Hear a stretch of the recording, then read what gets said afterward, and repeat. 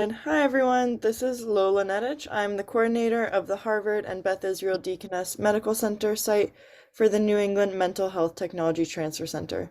Please feel free to introduce yourself in the chat box if you'd like. And now I just want to review a few housekeeping items before we begin. Next slide, please.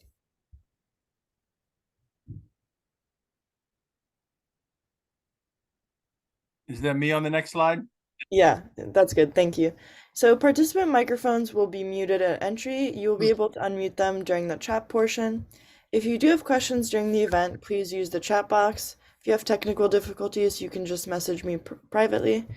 This session is being recorded and it will be emailed out to all participants once it becomes available on our website. If you have questions after the session, please email newengland@mhtcnetwork.org. At the end of the month, we send certificates of completion that you can submit to your particular board for continuing education credit. Please contact ifisher@c4innovates.com for more information on CEs after the event. Next slide, please. These are some MHTTC acknowledgements. Next slide, please. The MHTTC network uses affirming, respectful, and recovery-oriented language in all activities. That language is strengths-based and hopeful, inclusive and accepting of diverse cultures, genders, perspectives, and experiences, healing-centered and trauma-responsive, inviting to individuals participating in their own journeys, person-first and free of labels, non-judgmental and avoiding assumptions, respectful, clear, and understandable, and lastly, consistent with our actions, policies, and products. And with that, I will hand it over to Dr. Keshavan for some introductions. Yeah, thank you, Lola. All those wonderful principles of MHTTC that you just outlined, person-centered and respectful, they are all of those epitomize our speaker today, which is Dr. Ken Duckworth, who I'm proud to say is our own faculty colleague, is a colleague, friend, and advocate, mental health advocate, fellow psychiatrist, and best-selling author, which you will hear about. He, among his many hats, he's a psychiatrist, adult psychiatrist, and a child psychiatrist who trained at our own Massachusetts Mental Health Center. And he rose up to be the Commissioner of Mental Health many years ago of the state of Massachusetts. And then he has held a number of leadership positions, including the head of the Blue Cross Blue Shield Mental Health in Massachusetts, as well as continuing to be the medical director of the National Alliance of Mentally Ill, which is a powerful organization led by the families and individuals with the illness for advocacy for serious mental illness. And most recently, Ken Duckworth has published this best-selling book called You're Not Alone, which is really about utilizing individual experience with mental illness as expertise itself. This is kind of a unique aspect of the book. He has interviewed over 100 people who have experienced serious mental illness in themselves or in their families, or the people that they care for, and through their eyes has brought forth the latest cutting-edge information on what every individual and family member with serious mental illness needs to know. With that, I'm going to let Dr. Duckworth take over from here, but just want to say, at the end, if any of you want to buy his book, please let me and Lola know so we can facilitate a signed copy to come to you. So with that, Ken, it's all yours. Thank you, Kesh. Couple things. I don't make any profits off of any sales of the book. NAMI never had a book, and I really wanted the biggest mental health organization in the world with people with lived experience and families to have their own book. And so I don't make any profit. So if you buy the book, that's wonderful. We'll figure out how to get you a signed copy. That's very kind of you. This book is kind of radical, but then I'm going to go back to NAMI. The book is radical, and I ask real people who use their names what they had learned. What have you learned about, living with voices for a decade? how have you managed your bipolar disorder when your primary tool was a dog? That is to say, you couldn't get a mental health practitioner, but you did have a dog, and the dog was regulating for this young man that I interviewed. It wasn't enough. And so the book is like a beautiful love story about people in NAMI. And I want to tell you about it because some people told me that when they presented, the social worker at the hospital or the psychiatrist said, oh, you should go to a NAMI group. And I had one woman tell me, who lost her daughter who died by suicide, that's correlation, not causation, that she had seen 7 or 8 different providers. And she was desperate for information, support. She felt super alone, and no one had mentioned NAMI to her. So one of the big takeaways I want you to have is this: you're free people, free resources all across the country. Wherever you are, there's a NAMI group. I had lunch with people from NAMI New Hampshire yesterday. I know this is primarily a New England audience. They're going to have 1,500 people at their NAMI walk. For a small state, it's unbelievable what they're accomplishing. And we have affiliates all across the nation that do education programs, which I'll tell you a little bit more about, support meetings, awareness, education, and then advocacy. And if you want to join us in fighting what is a fragmented, underfunded, broken, chaotic system, we welcome you. We like professionals. And we like professionals who are trying to make the world a better place. I also want to say about Kesh that he was supportive of this book because the book is a little radical. You could imagine having a full professor of psychiatry at Harvard find this way of approaching the topic of lived experience as expertise with more suspicion. As you know, most mental health books are written by psychiatrists who have at the back of the book, every person in this book is fictitious, made up, or otherwise fictionalized to preserve their privacy. Now, I like privacy. I don't think anyone should go on Channel 5 that isn't ready. But I do think what I've learned in my time at NAMI, there are tens of thousands of people who get joy from sharing their experience. And the idea of turning their pain, whatever it is, hearing voices, being out of control, losing relationships, being suicidal, turning that pain into purpose to help other people. So that was kind of the joy of the book, but it's also very much what NAMI is about. So I just want to share with you the national number for NAMI's support line is 1-800-950-NAMI. So these are people who can't find help.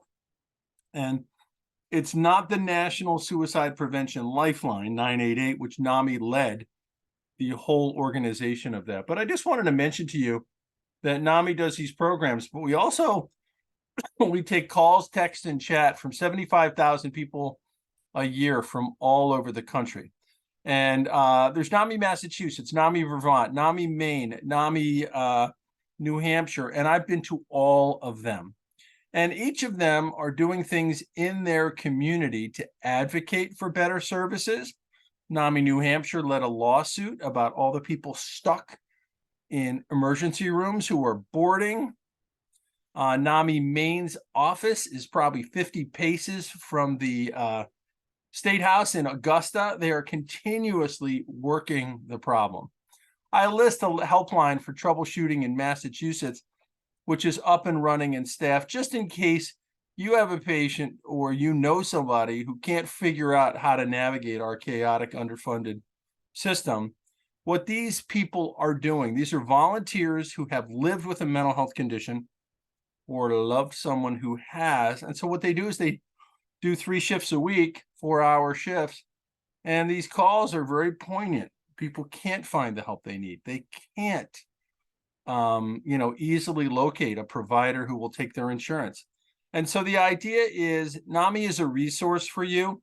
It is never a replacement for professional care, but I think it's still underutilized. It's a bit of a hidden gem that's underutilized. That was one of the reasons I thought we should be in every Target in America. I just thought that'd be good for people to know about. So we have 600, now I think it's 680 affiliates and growing. So, I'll get an email every month to say we added a affiliate outside of Kalamazoo, Michigan. We added one in Ishpeming, Michigan. And then we dropped one in, South Dakota because there wasn't enough people. So you have to have certain specs to be admitted as a NAMI affiliate. So if I wanted to start the NAMI Cape Cod affiliate, I couldn't do that. First of all, it already exists. And they have to adhere to certain specs, right? You have to offer programs, you have to have support networks, you have to have a certain number of classes that you're teaching. I just want to mention what's happening inside NAMI. Mackenzie Scott, who has become America's greatest philanthropist, the ex-wife of Jeff Bezos. She gave us a $30 million unrestricted grant a year ago. That was a good day. And in addition to that, maybe more importantly, individual donations have gone up over 200% over the last 3 years, which is to say the woman who runs Strategic Alliance and Development, she opens her email and someone has left us $1 million in their will. People have sent us $500 a year. Now they've decided to up it to $1,000 a year. They want better mental health services and more support for the people in their community. NAMI takes less than 10% of money from the pharmaceutical industry. None of it goes to me because I'm a doctor and I'm not allowed to take money from them. But that helps to underwrite the structure of the free classes. So that's a compromise that I think is worth taking. It's all transparent. It's about 7% of our income. National NAMI is growing. We've grown from 80 to 135 employees over 3 years. And we have a new program for providers in medical school and residency education that if you're interested in bringing lived experience to your program of social work school or medical school, send me an email. My name's Ken, and I work for NAMI.org, ken@NAMI.org. It's like a vanity license plate on your car. I'm the only guy named Ken. And no comment on the new movie and the recent rise of popularity of the name Ken, but there's nobody else at NAMI named Ken. And I will happily connect you to the people who could give you this provider program. So I want to let you know what we're doing on the advocacy front. Anybody who's spent a half a day in this line of work knows that many things are broken and the fragmented, chaotic funding streams are really complicated for people. So NAMI's policy team brought a bunch of people together, and you are thankfully paying a few cents on your Verizon bill to support the 988 number, which is a better number than the old 10-digit number for the National Suicide Prevention Lifeline. It has taken well over 5 million calls in 1 year, in a year. It's now up and running in Spanish, and very few calls are dropped. So this was the idea that police responses aren't the best responses for mental health crises. Police officers have plenty to do, and we put them in a very bad position by having them be the primary connector to people in mental health crises. So the goal with 988 is to create a mental health response to mental health crises. There are model programs like STAR in Denver and Cahoots in Eugene, Oregon. They've shown that of mental health crises, like 2%, 3% need a police response. We're now fighting for more mobile crisis care that is culturally thoughtful and engaged at the state and federal level. So having 988 is step one, but that doesn't mean that there's a culturally thoughtful mobile crisis capacity where you call 988. I want to mention coordinated specialty care. This is the creative program following the RAISE study from the National Institute of Mental Health. I asked Dr. Keshavan to discuss this program in the book because I feel like people really need to know that we have finally developed a thoughtful upstream public health approach for the onset of psychosis. These programs are welcoming. They bring the families in. They teach self-management. They don't start with medications. So we're very proud of that. And I just testified before the Center for Medicaid and Medicare Services that there should be codes, along with a bunch of other people, really everything in this game is a team sport, along with a bunch of other people. And the Center for Medicaid and Medicare Service has said, we will create a code that wouldn't be medically based. If you've worked in one of these coordinated specialty care programs, it's a lot about the environment, the milieu, supported education, supported employment, things that are not paid for in a medical model of billing. NAMI's gotten very strong in the first person voice in advocacy. And this is something we go to train people on how to tell your story in 10 seconds, in 30 seconds, in 60 seconds, and in 5 minutes. And that's kind of the essence of our training program. So if you're working on an issue, contact your local NAMI. We have somebody who's training people to help tell their story. The policy team was directly responsible for mental health parity 1.0. I think we all recognize this is quite inadequate in terms of having true parity. There's no such things as cardiologists who don't accept insurance. That doesn't exist. And I'm not sure anybody would pay $38,000 for a cardiac ablation privately. This is the state of the field. The payments are sufficiently low that rational practitioners with student loans elect to do private pay. That does not exist in rheumatology. I just want to emphasize this. There's never been a private pay anesthesiologist. This is mental health parity 2.0. It's about payment. And it's going to be very important. On the research side, I just want to let you know, AMP Schizophrenia is the Accelerating Medicines Project. And AMP Schizophrenia is a project that we began at NAMI with the Broad Institute at MIT across the river from where I live in Rosendale. And AMP Schizophrenia had been turned down for the Foundation for the National Institute of Health in 2014. And what's relevant about that is that our medicines for schizophrenia are still inadequate. We still don't have biological markers to identify who has a psychosis, who's converting a psychosis, and we don't really understand how our medications work, although we know they often work, albeit with side effects. So this effort, where we met with the Broad Institute twice a year, kind of luck favors the prepared.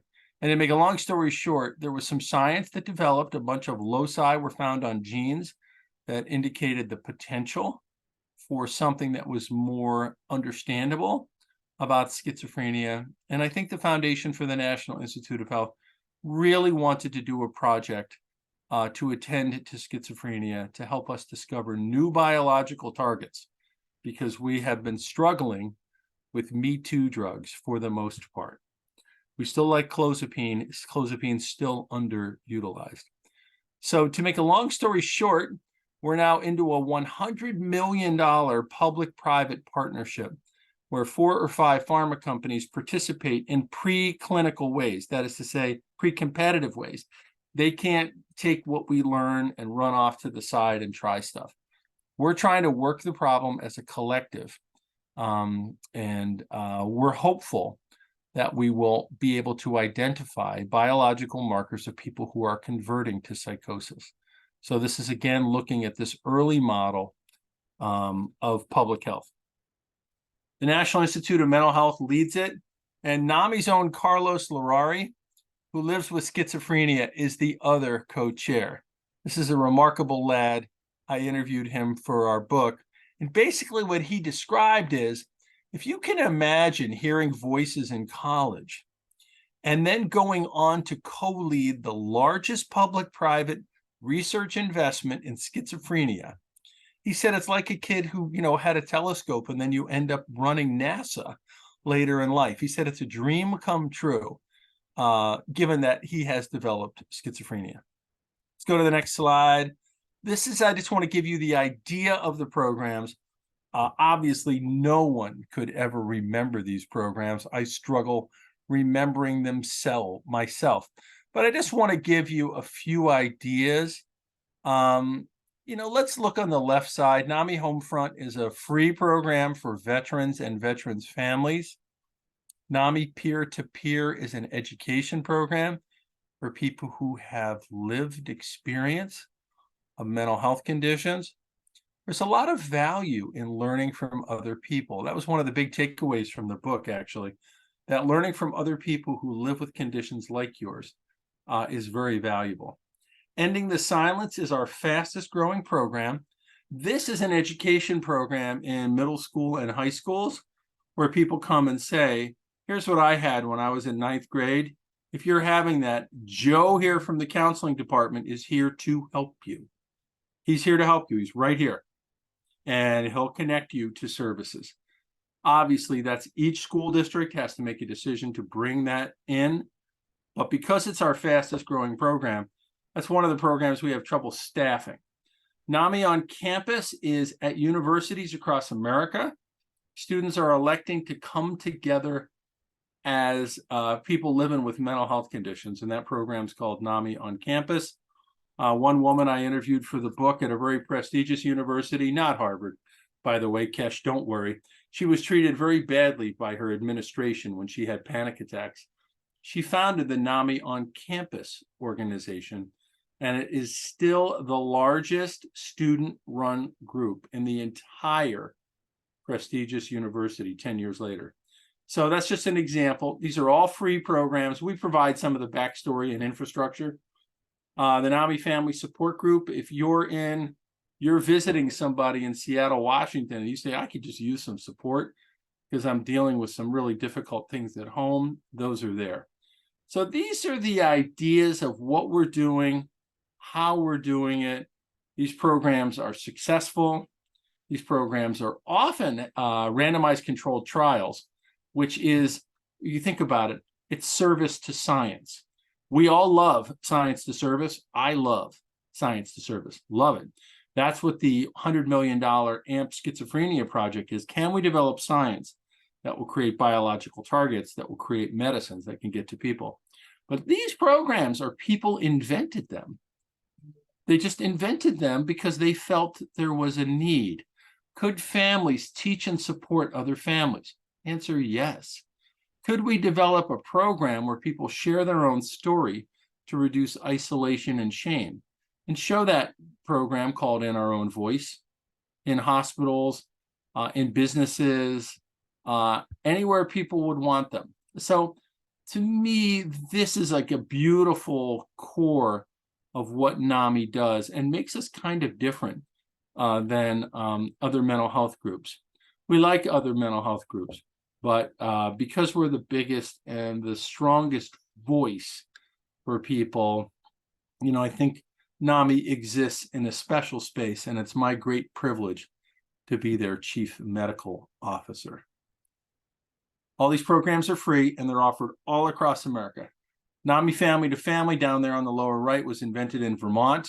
I suspect there's some people from Vermont on the New England call today. NAMI In Our Own Voice was invented in Illinois. NAMI Peer-to-Peer up on the upper left was invented in Rhode Island by people. So what people did is they saw a need and then they worked the problem to create something, and then they studied it. So let's just take NAMI Family to Family, which I mentioned is service to science. So Joyce Burland, who's in her 80s, is a psychologist who had family members who lived with schizophrenia. I'm sorry to report professionals like me, not me actually, but before me, the generation before me, blamed mothers particularly, and fathers to a lesser extent, for their children's psychotic illnesses. And the schizophrenogenic mother may seem like ancient history to you, but it's alive and well in people over 65 at NAMI, and people have been blamed. They were spoken to in really hostile ways. So they said, wait a minute, first of all, I bet there's something else going on that isn't about our actions because we have 3 other kids that are fine. That's how NAMI got very advocating research. We became the best friends of the National Institute of Mental Health. There's got to be more biological going on than just bad parenting. But Joyce Burland then created this 8-week program where families help each other.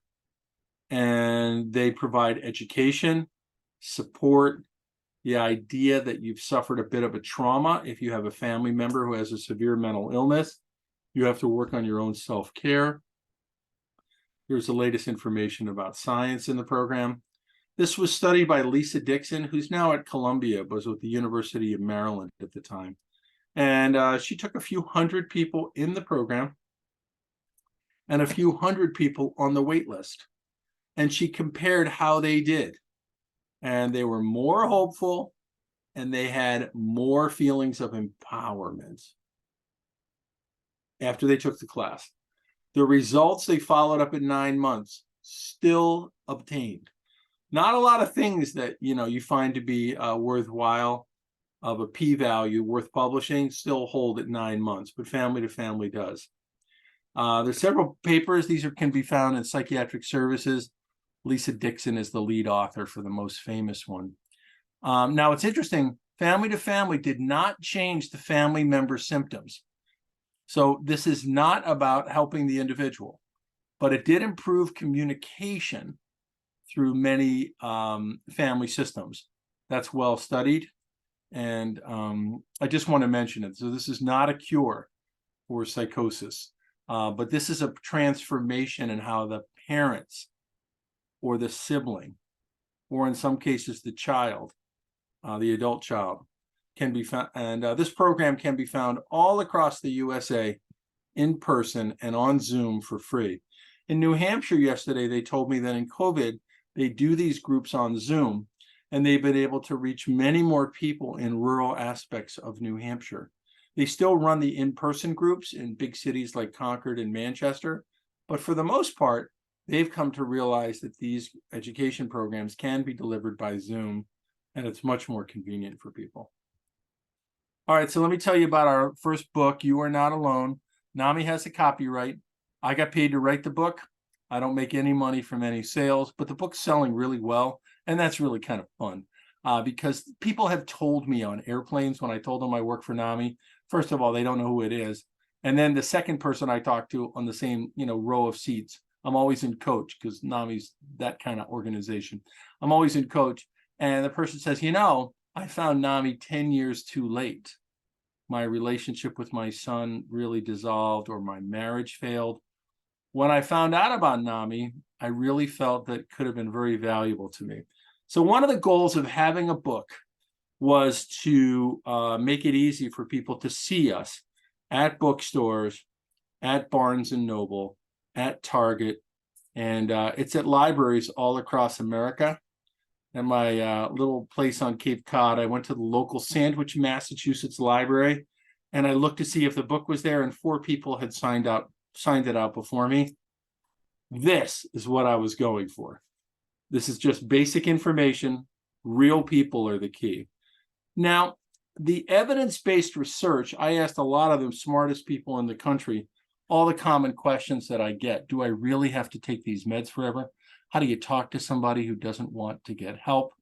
What is the Wellness Recovery Action Plan?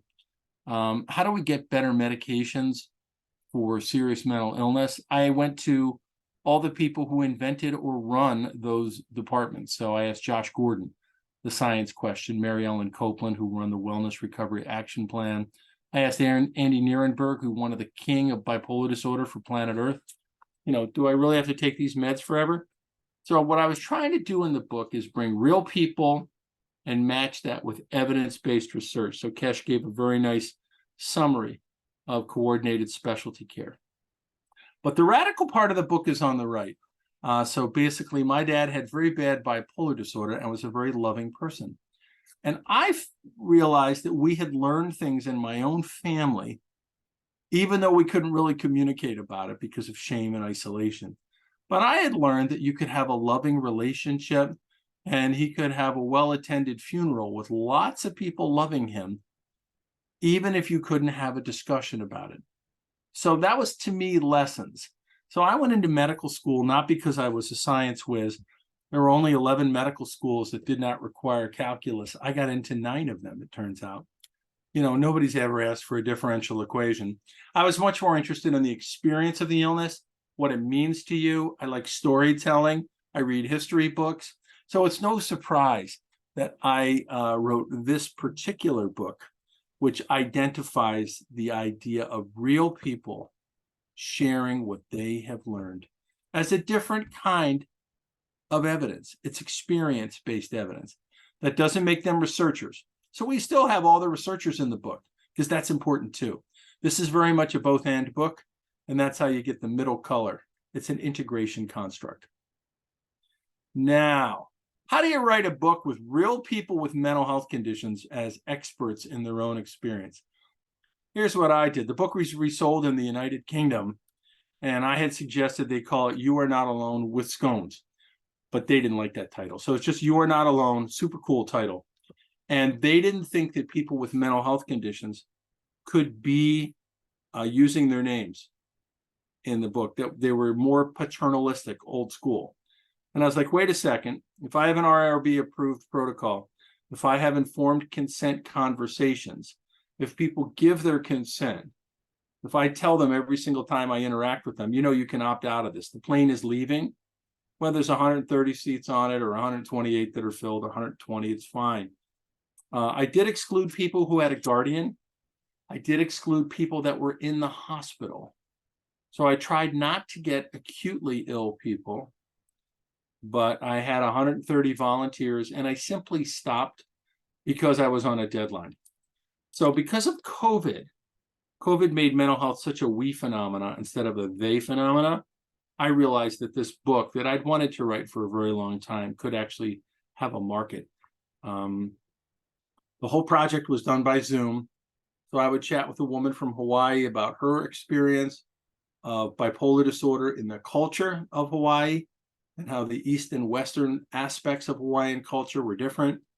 Then I would talk to somebody in Texas who AOT saved his life. And I talked to somebody else who had an interaction with police, which was quite terrifying. She's gone on to become a crisis intervention training police trainer. So I was inspired by people, and Zoom was a perfect vehicle for this. Then I would get transcripts from the Zoom interviews, and I'd send it to them. And I'd say, Kathy, are you okay with sharing that you lost your kids to the Department of Social Services because you were medicating your trauma with drugs and using your name? And she said to me, Ken, if it happened to me, it happened to hundreds of other people. Many people said that kind of thing to me. So no quote is in the book without the person's express permission. So I did forensic training under Tom Gutile. You might have heard of Tom. And Tom gave me kind of this framework for how to think about consent as an ongoing conversation. It's not he would call it informed consent instead of formed consent. So while I got everybody to sign a release, I would continually be in discussion with them. Your suicide attempt or your loss of somebody in your life by suicide. You sure you want to share something that intimate using your name? And they said, Ken, it's the only way it's going to get better is if they can see that real people can talk about this. So this was how I wrote the book. The book in the United Kingdom has no people from the United Kingdom, and they simply have, UK translations for some of the ideas. How do you find help in the National Health Service? How do you deal with wait lists, that sort of thing. So it's a different kind of book, but I felt like that was an incredible opportunity squandered because I would be extremely interested in how people in that culture thought about it. The book has also been resold in Mandarin, and it has not yet been resold in Spanish, but they're working on it. So here's just some examples. So, these are all people have all approved their pictures. This gives you an idea of the diversity and perspectives of different people in the book who I did these interviews with. These were all screenshots taken during our interviews. So you can see there's a father and son on the below left. There's a married couple in the second row from the bottom. There's people of different races and ethnicities, ages, and they shared whatever their mental health concern was. And, this is just one snapshot of 130 people, but you get the idea. So as I mentioned, I did 130 interviews with real people who used their names. And then I went to 35 frequently asked questions by experts across the field. John Torres, how could technology help me with my recovery? Kesh, what is the earliest kind of programming for people who live with psychosis? How do I get a therapist who looks like me? And if I can't find a therapist who looks like me, how do I approach that? I asked Alpha Stewart, the first Black president of the American Psychiatric Association, to answer that question. What was interesting about her response was she said, Ken, I couldn't have answered that 3 years ago. She had been thinking about it the whole time. Like, how do you deal with things like that? So if this was an electoral college, NAMI's first book would have won going away. 38 states, 11 races and ethnicities, across the spectrum of gender and sexuality. People told me who they were. I didn't tell them who they were. So 12 people said they were Black. 12 people said they were African American. That's a very good example of what I was going for. You own your identity. 25 different faith orientations, 50 different occupations, CEOs, physicians, carpenters, retired teachers, people who've been veterans, people who've been incarcerated. Many people have found ways to give to others.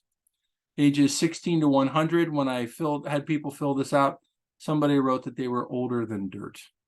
And I thought that was noteworthy and fun. This gives you an idea of some of the topics that I cover in the book. And it just gives you an idea of what I could have used in my own family. A practical book. Do I need help? The paradox of diagnosis. The paradox is you need to know your diagnosis, but you're not your diagnosis. How do I find help? What are the paths to recovery? What if I have a co-occurring addiction? How does trauma fit into this? So what I tried to do is capture some of the real questions that people have asked me. Part 2 is all perspectives from people who've lived it. Part 3 is all perspectives of families. Note, a lot of people were both. They said, I identify as having had a severe depression with suicidality, but my son lives with post-traumatic stress after he was, in the service, for example. So all I could say is this distinction between the first person and the family is a little blurrier. Some people advised me to write 2 different books, and I'm like, no, we can learn from each other. And that's very much the NAMI way, is to integrate things to the best of our ability. And then part 4 are the researchers that I asked all across the country. So just here are some few more examples. This is a New England group, is a job of mental health intervention. Bob Drake was at Dartmouth for many, many years. And Mary Ellen Copeland, what is the Wellness Recovery Action Plan and how does it work? She's Vermont all the way. Some well-represented New England thought leaders is what I'd say in this book. Here are the names of the people who volunteered to be in the book, who are sharing their expertise, who took the chance to basically say, I've been living with schizophrenia for 10 years. Here's what I've learned. Here's what helps me. And many people feel that medicine helps them. Many people feel that psychotherapy helps them. They often also find something else to be helpful. And whether that is becoming a peer, going to support groups, having a purpose, creating a community, finding a clubhouse, giving to others, whatever it is, finding a relationship. To me, it was a very beautiful project. And I send them emails every 6 months on how the book's doing and if they have any questions. And I'm going to Georgia tomorrow. I have 4 people from the book with me on the panel. And when I do these panel events, I describe the book and then they share why they wanted to be in the book. And so I continue to do these book events all across America. I've probably done 100 of them now, virtually and in person. And every one, people are like, wow, you actually talk to real people. Who knew? Who knew? So I want to thank Kesh again for supporting me, because I think I went a little out of the academic playbook on this one. But I'm grateful for his support because the book is helping people. I get emails every day from somebody who found this book would be helpful. One woman told me when her son Tony developed a manic episode that she didn't let anybody talk to Tony till they all read this book. That about made my day. So let me stop there. I'm very interested in taking your questions. Have you done any work with NAMI? Would you like to do things with NAMI? Do your patients benefit from support groups or becoming advocates? I'm very open and interested in that conversation. It's a free resource that a lot of people don't know about. And that's one of the reasons I'm the Johnny Appleseed of the National Alliance on Mental Illness. I want to thank you for your time. Thank you for your attention, and I look forward to a conversation with you.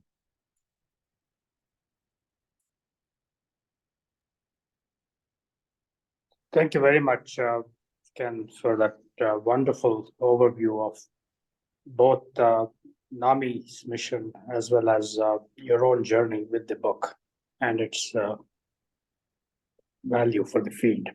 I have breaking news. Tom Gutile is on the call.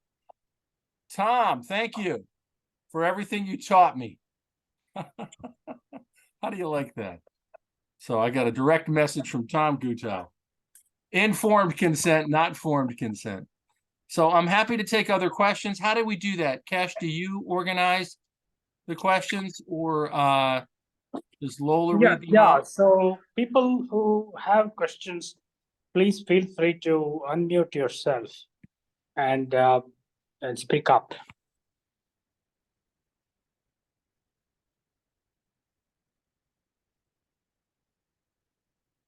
So I can start with one question, Ken. I think I may have asked this to you before.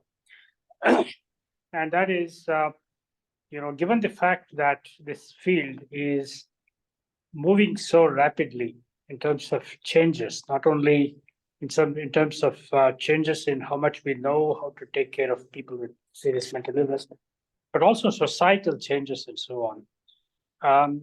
Is there a good way in which this information is kind of updated in an ongoing way for the field, for the this information in the book? Yep. For the next printing, I'll be emailing you and every other expert in the book, what's the latest in your research science, what has changed, what has, evolved. Because what I'm trying to do is make this the kind of definitive go-to up-to-date resource for every man. That's really the goal. And of course, 988, I managed to get that in the book. The book was due to be printed. I had to get it in by June 1st. 988 came out 6 weeks later. And I had a call with the person who's running 988. And I said, can I put that in the book?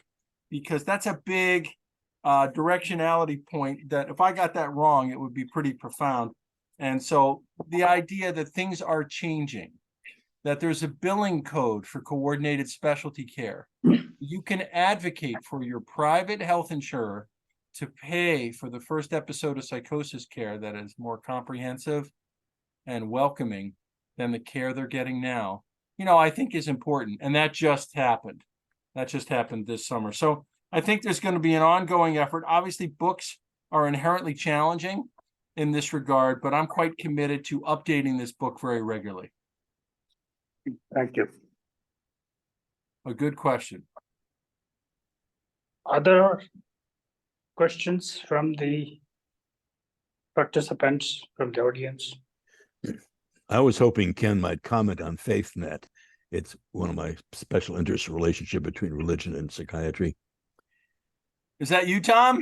It is. I recognize your voice. My gosh. So I hope you heard the shout out. I didn't notice that you were on the call. I just, your principles about engaging with people in an alliance to create a relationship. This is how I had people share how they've lived with voices for 20 years. So I just want to thank you for that, Tom. Faithnet is a program that NAMI has where a lot of people of different faiths use faith to help them deal with the fact that we don't have cures and we don't have easy answers. So Faithnet is a very cool kind of emerging program where people come together and they discuss their faith and how it integrates with their own or their family's mental health. So I think it's a pretty cool thing because, Tom, with you as an exception, most of my teachers, and this goes way back, I think, to the roots of psychiatry, weren't particularly interested in people's faith or religion. I think you wrote a paper called The Importance of Taking a Religious History, if I'm not mistaken, Tom? right? So what happens if you talk to every man in the world, faith is really important to them, many people. And so NAMI has a whole community where people come. And I've been to some of these groups, people Muslim, Jewish, Unitarian, Christian, Mormons, like it's all different. And these people are trying to make sense of their faith and how that supports them as they're dealing particularly with imperfect treatment results. And how do they create hope for themselves when there aren't new medicines that are transforming the biology of, let's say, psychosis? So Faithnet is a cool project, and it's something I would say is a growth stock within NAMI. Thanks, Ken. Good question, Tom. Thank you. Other questions? I have a question. Again, this is Shirley Yan, I'm the director of the training program in psychology here. And I'm just wondering if you can, what advice would you give to trainees or early in their career working with people with severe mental illness who this might be the first time where they work with folks who are severely ill. And often, when they come, they might feel a sense of despair. Yeah, well, Shirley, obviously they have you as a teacher, and I'm sure this is central to their, expertise and supervision. And, for me, I found building relationships with people, even if their symptoms did not improve, right? That building a relationship and forming, a human connection with people, but it isn't easy work, and you need a supportive environment. So too much emphasis on your, quote, productivity is the kind of way to turn people away from, a field that has meaning and, passion, right? Helping people with serious mental health conditions. Another thing you could do is, check out your local NAMI group, go to the NAMI state convention and see if you're interested in this. I started showing up at NAMI meetings, and before you know it, I'm their chief medical officer, and I've written their first book. So I think the idea that this is valuable work is important to convey. We don't pay people well who do community mental health, as you know, right? So that is already one message, that we're not necessarily valuing people adequately. So I think the support network of the clinicians, the leaders like you, Shirley, and not overemphasizing their, quote, productivity. I think it's really important to allow your trainees to have relationships with people and to help them find small wins. I will also say, I'm very old now. In 1989, I was part of the research team researching clozapine, which had been taken off the market in the United States in the 60s because some people died of granulocytosis. The French then studied it, and the FDA brought it back, and I was part of the research team. And what was interesting to me, and this is just really important, I had people smarter than me and more veteran than me would say they would never leave the intensive care unit. And once they got on clozapine, their voices settled down and they were in the community. Now, they had different challenges in the community, right? Like, that's a whole nother skill set.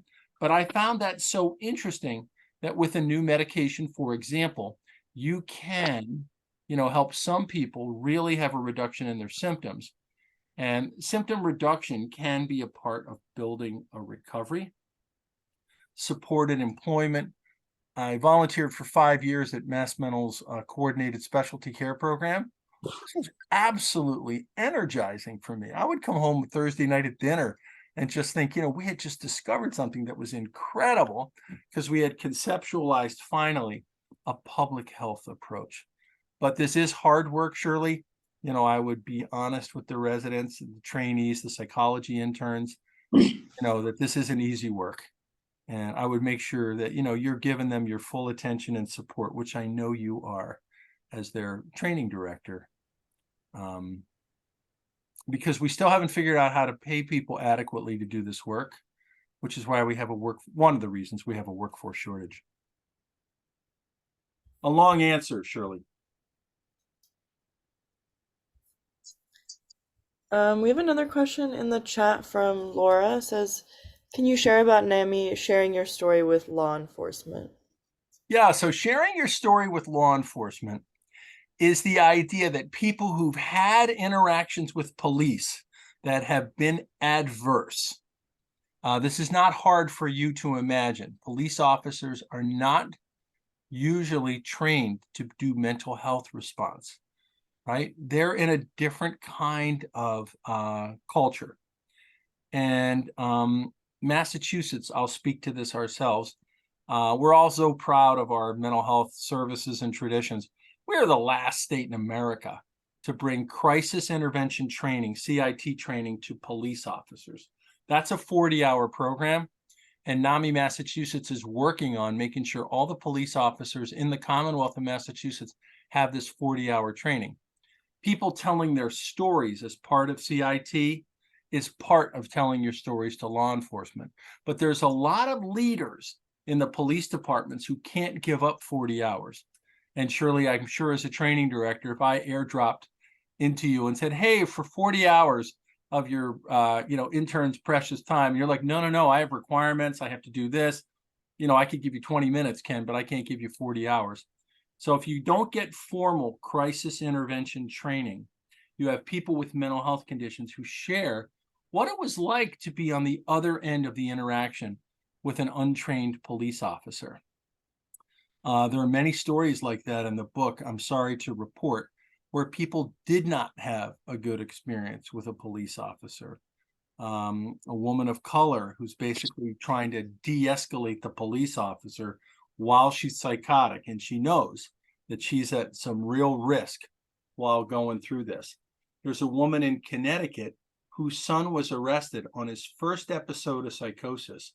And she kept saying to the police, I think he's having a psychiatric condition. They're like, no, he's not having a psychiatric condition. We're going to find him and arrest him.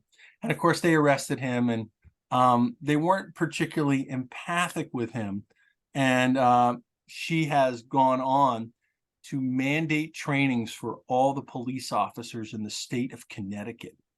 So, like, the idea that your story, and based on her story with the adverse experience that her son had in one town in Connecticut, and she's like, this is absolutely ridiculous because police are often first responders. So people volunteer for all these programs. No one is selected to say, hey, Brenda, you had a terrible experience with the police. Do you want to teach sharing your story with law enforcement?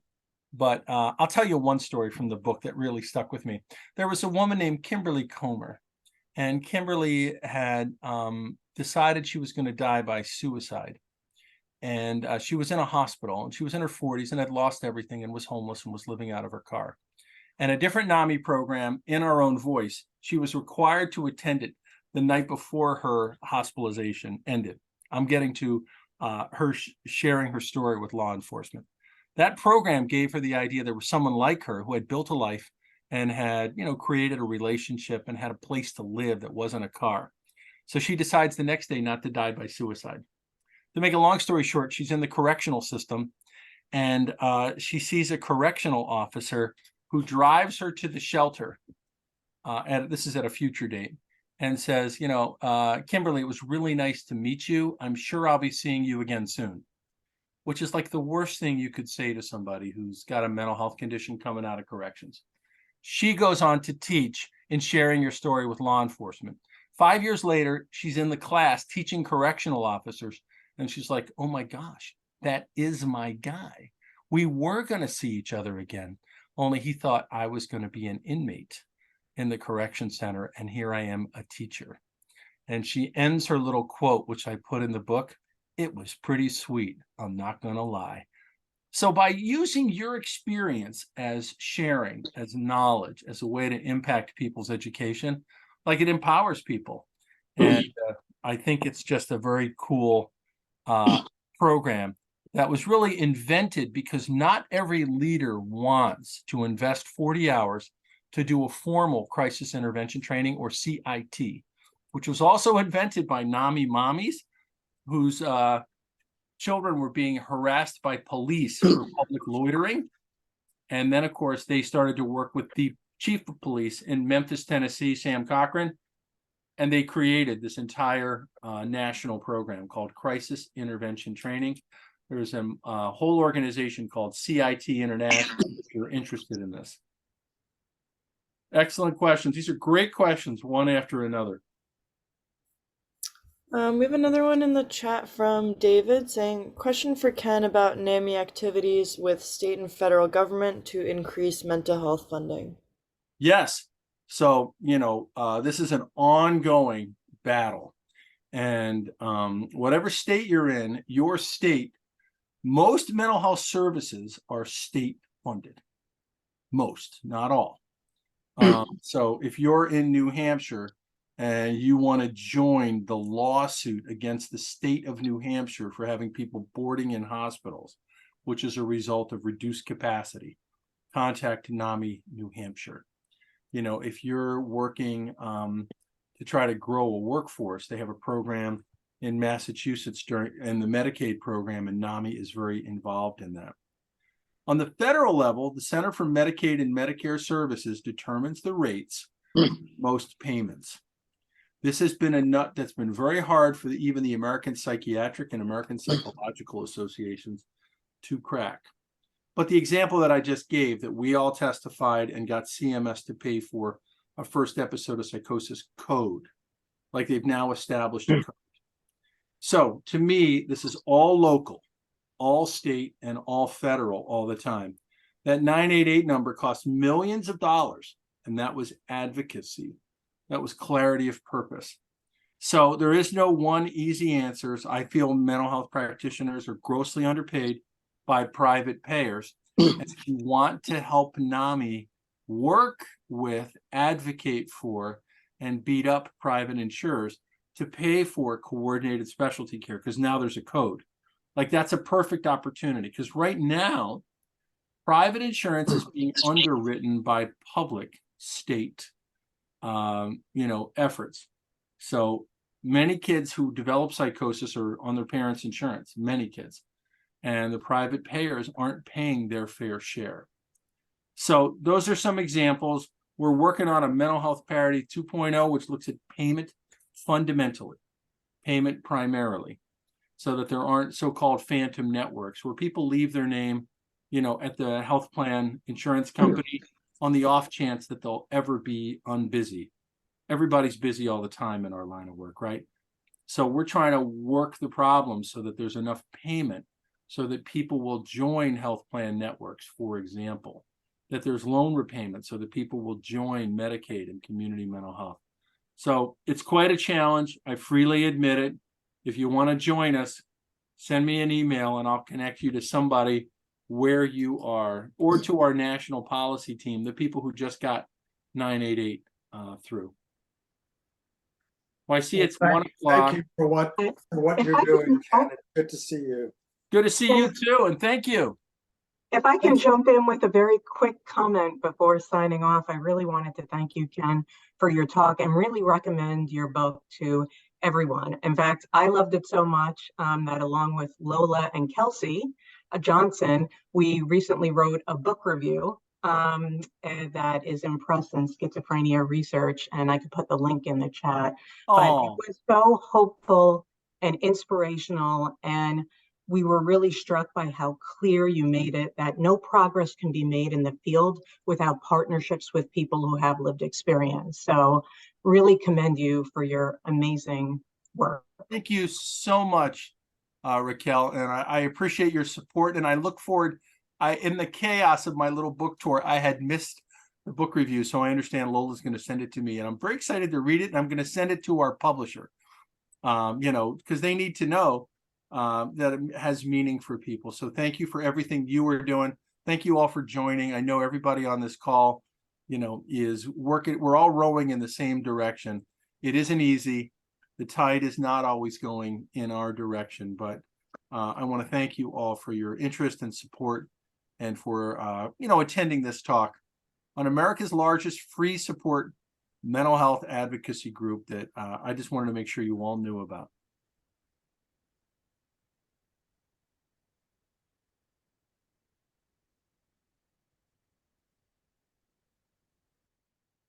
So are we stopping now? Is that a wrap?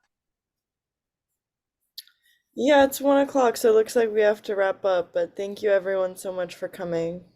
Thank you. I appreciate everything. And feel free to email me, ken@nami.org, if I can be of any help to you or help you make a connection with somebody in this space that shares a passion that you do. Thank you for having me. Thank you, Lola, for setting it up. Thank you, Kesh. And take care, everyone.